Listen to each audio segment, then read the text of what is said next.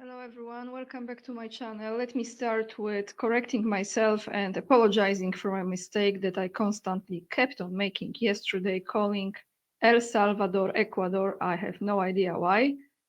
And of course, the visit that President of El Salvador, Bukele, was making yesterday in Washington, D.C., the White House.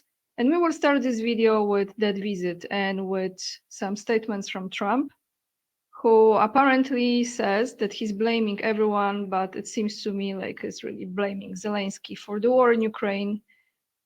And we will play that. I will go also with you to a video with the creature of Rothschilds and his statement about Israel. This is from an interview that took place about 8-9 years ago.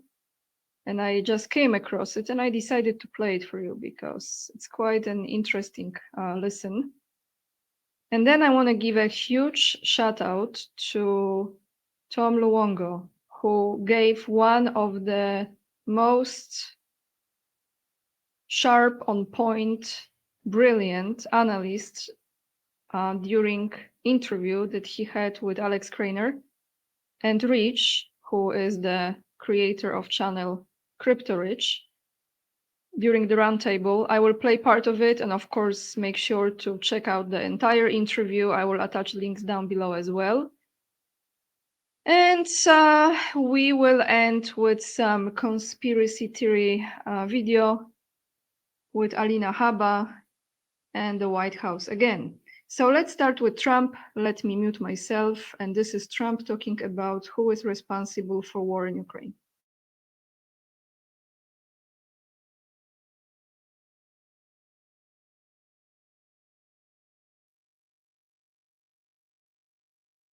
And I think it's a great abuse. So now what do?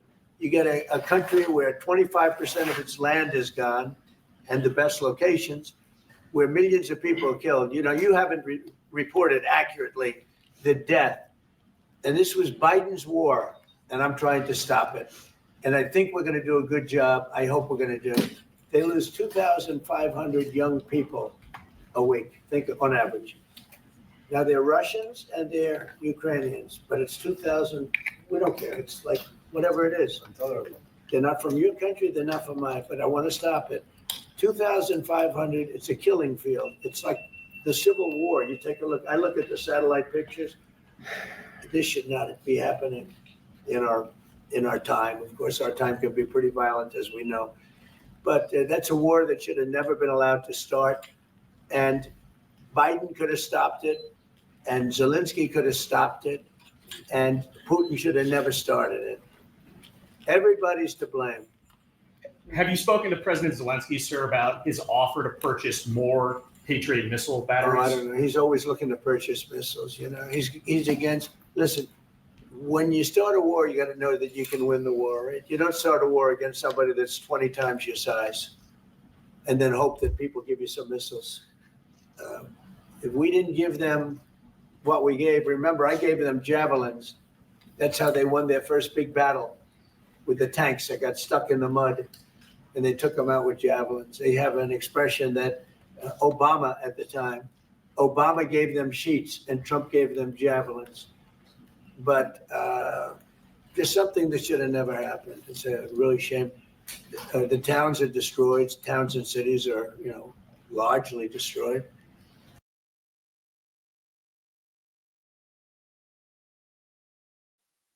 So it seems to me at the end of the day that he said that Zelensky started it. Even though at first he said Putin, but ultimately looks like Zelensky, right? This is all the political theater. Now we're gonna go to Kaja Kallas. She is warning the European leaders about participating in the Victory Day. Let me play this without the sound. Kaja Kallas, European leaders warned. What was also discussed very clearly and said by different member states is that any participation in the 9th May parades or celebrations in Moscow will not be taken lightly on the European side, considering that Russia is really waging a full-scale war in Europe. So what does it mean? It will not be taken lightly. I would like to know, because I don't understand. It's a threat to the European countries and those leaders, like probably Viktor Orban and Robert Fico, for being part of celebration of winning the World War II, right? What is the threat? What are they gonna do? More chemical weapons? Some bioengineering stuff? You never know. They still have some tricks in their heads, but Europe, as far as European Union, if we don't see that it's completely done, this is like chicken running around with the head already cut off. That's how it looks like to me. Now let me go to that interview that I mentioned with Tom Luongo and Alex Krainer, and I want to play this part in which Tom Luongo is first addressing the situation in Yemen and Palestine, and then going into explanation how he sees it, also in a big scheme as far as economically, how this game is being played with European Union and other countries around the world. Let's take a listen, because this is very interesting and I highly recommend you to watch this interview. Let me mute myself now and let's go to Crypto Rich channel. The links will be down below the video.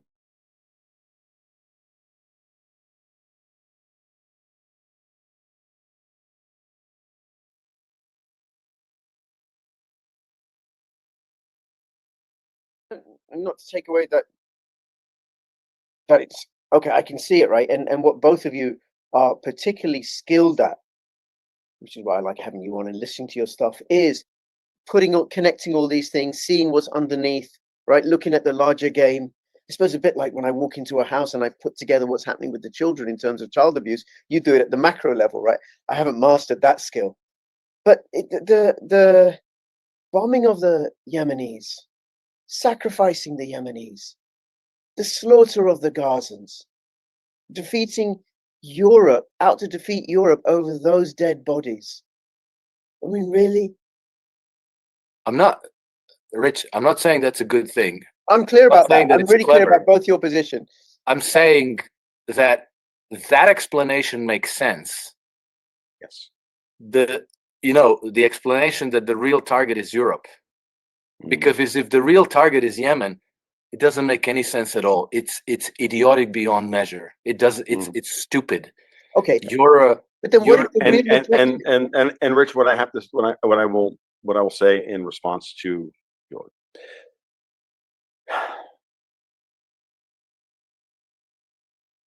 we already know what these people are willing. The people that were fighting in Europe, we already know what they're willing to do.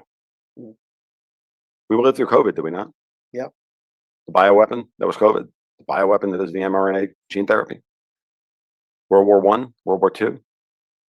Belgians killing 6 million in Congo, the British killing 20 million. Yeah. Ukraine, this is Ukraine. Ukraine. This is one of those things. Let's go back. Like, this is at the end of the day. Like, this is why, I don't know. No one is condoning any of this.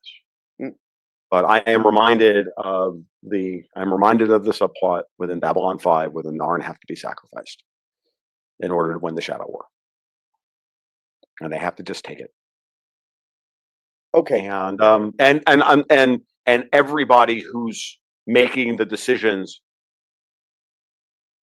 has to deal with that shame, has to deal with and make that calculus. This isn't a clean world.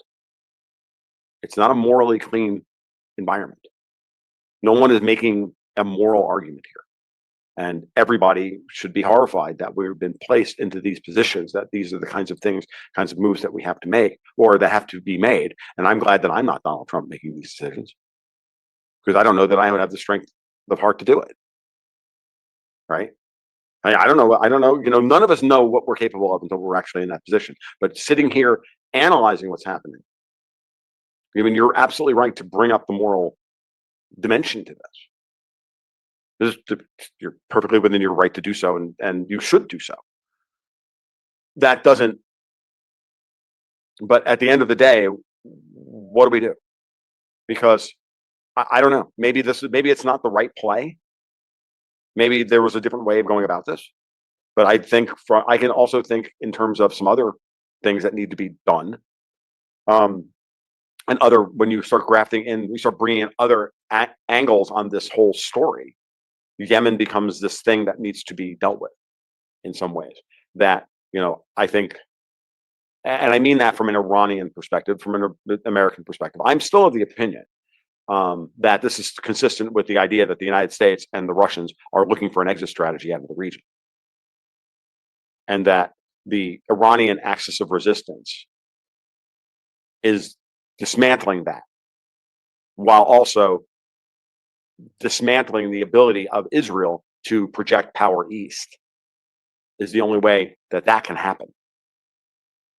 Yeah, you have And in other videos about equalizing Iran and Israel, bringing them both down a peg, right? So they're not a threat to. in effect, again, if I was doing the hardcore, coldly calculated military strategy of how we deal with this in the long run, yeah. And it has to be done in such a way that the Europeans are blocked from being able to bring new capital, fresh capital into the war. That is the Middle East. They have to be blocked off. So now let's go one step further. Why is George Maloney going to show up in the White House next week to negotiate a bilateral trade agreement with the United States against the wishes of the European Union, literally undercutting Ursula von der Leyen, who's tweeting out like mad that she's making all these great trade deals? She's all over my Twitter feed today, that vampiric cunt. Okay? Because she's desperate. Because Maloney represents the fulcrum on which the entire future of the European Union rests. The United States is fortifying Greece with military assets at every level. There's military assets that have been stationed in Poland and Germany are being moved to Greece. Trump, while having Netanyahu in the press room at the White House, says, blindsides Netanyahu with, we're opening up indirect talks with the Iranians in Oman.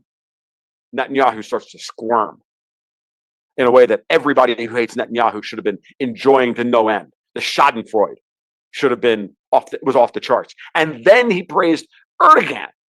He was like, it was in Trump's historically fanciful way, saying for the first time in 600 years, somebody's conquered Syria. That's not true, mind you, but it doesn't matter. He, in effect, blessed Erdogan moving into Syria, validating my analysis about what happened in Syria from the beginning, which is that the United States and Russia both blessed Erdogan to come in and stop Israel from making their big move into Syria. Israel got a piece of the pie, but they didn't get the whole thing, which means that they don't have a direct flight access to bomb Iran and start World War III. Who's big mad about that? Macron in France, the self-styled little boy king of Europe. Like, this is important. So when you start to really put all this together, you've got Turkey now controlling most of Syria. The Russians are still there, still controlling the Bosphorus and Dardanelles. The Balkans are all coming together in a defensive alliance, right? Slovakia, Hungary, and others are all starting to make noise about coming together as a unit. Spain joined with Hungary and Slovakia and Italy and Portugal to block what? More aid to Ukraine from the European Union. Who still controls Gibraltar? By my calculation, if this works out the way I'm reading the map now, because I can read a map, unlike most Americans, the only coastline the Europeans have left is the French Riviera. Last I checked, that's not a particularly good industrial port area of the world, because if it was, they would have developed it 500 years ago. So, you rump Europe and rump Ukraine. The Russians control the northern border of the Black Sea. The Americans and the Italians control the northern coast of the Mediterranean, with the Greek Navy, which is far better than anybody has any clue as how good the Greek Navy is, and it's very good. They're some of the best sailors in the world. Oh, by the way, with American technology. You can't see the game? Because I can. That's why. You wouldn't think that the Europeans wouldn't try and set up tactical nuclear weapons in our financial markets during a time of maximum chaos. And if you're Trump, wouldn't you set off that stink bomb to see if they take the bait? Yep. I played this game. I've slapped cards on the table, 4 or 5 other people sitting around the table. I'm doing that. I'm attacking there. And everybody else at the table collectively groans. That's what happened on last week. And I went, oh.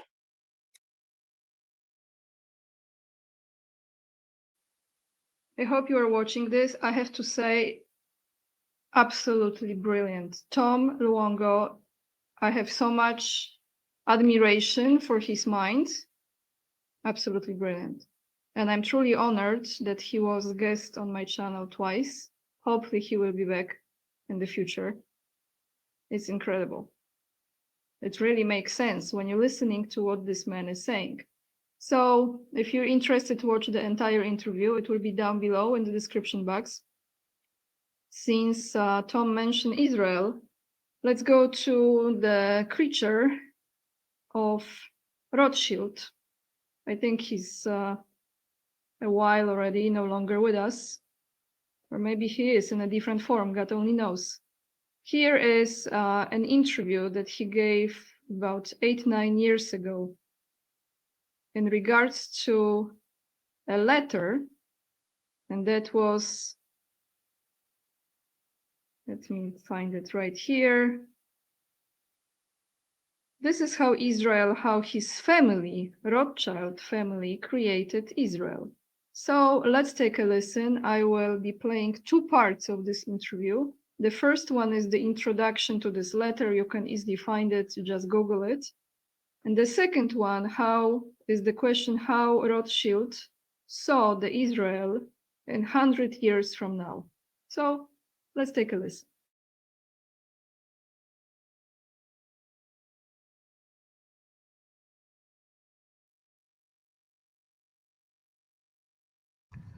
It's 67 words long, it's 100 years old, and it changed the course of history for the Middle East and the Jewish people. The Balfour Declaration, the expression of the British government's support for a Jewish home in Palestine, was sent by British Foreign Secretary Arthur Balfour to the second Lord Rothschild. I'm here in Buckinghamshire at Waddesdon Manor to speak with the fourth Lord Rothschild about the Balfour Declaration, what it means for Britain, for the Jewish people, and the Rothschild family. The Foreign Office, November the 2nd, 1917. Dear Lord Rothschild, I have much pleasure in conveying to you, on behalf of His Majesty's government, the following declaration of sympathy with Jewish Zionist aspirations, which has been submitted to and approved by the Cabinet. So it's possibly the most famous letter in modern Jewish history, and it begins with 3 words: Dear Lord Rothschild. Why was it that this letter was sent by the Foreign Secretary to your great uncle Walter? It's an interesting question because he was really interested in ornithology, although he became interested in Zionism. I think the reason was this, that it was primarily a movement from Eastern Europe, but they didn't clarify who was in charge of that movement. And in addition, it was, after all, in Great Britain. So they felt that the Rothschild family should be the one to whom it was addressed. And Walter was Lord Rothschild, and he was a Zionist. And those really are the background reasons. So Walter received the Balfour Declaration, and I have a copy here. And I wonder if I could possibly ask you to read it for us. Yes, indeed. Okay, I will save us all from him reading this to us, a total reptile, a reptilian creature. But I will take you to the end of this video, in which he was asked how he sees the future of Israel in the next 100 years. All right, let's take a listen.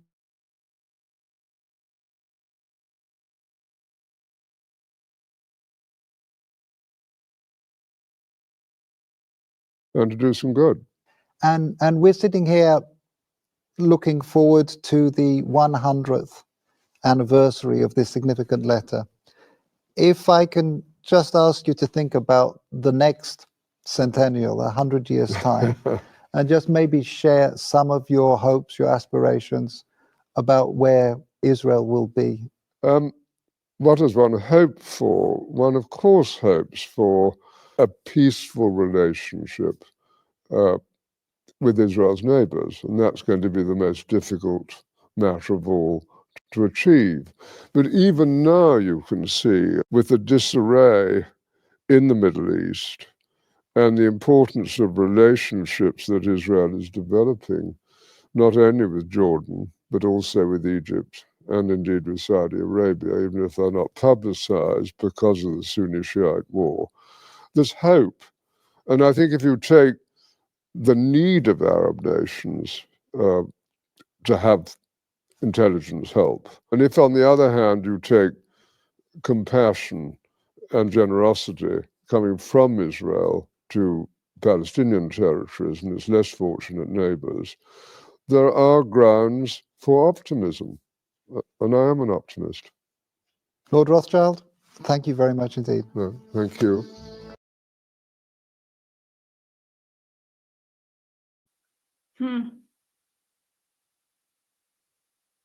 Just looking at it, right, you can tell a lot about that creature. And since we are mentioning creatures, I will end this video with a conspiracy story. This will be Alina Haba, who I showed you a few videos ago. She is the advisor to President Trump. And she will be showing you how the Biden's creature, the creature of Biden's office looked like, if that is even the word, because many people played his role, right? Let me take you to my Instagram and I will share this with you.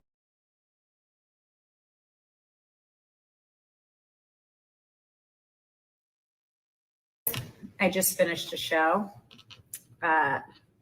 Look at the room that they put me in. We're in Biden's big Oval Office, everybody. And I've actually figured this out. I now know why. I now get it. Turn the camera around. There is a screen, teleprompter to the face. All I can say is the last administration was a disgrace. You guys.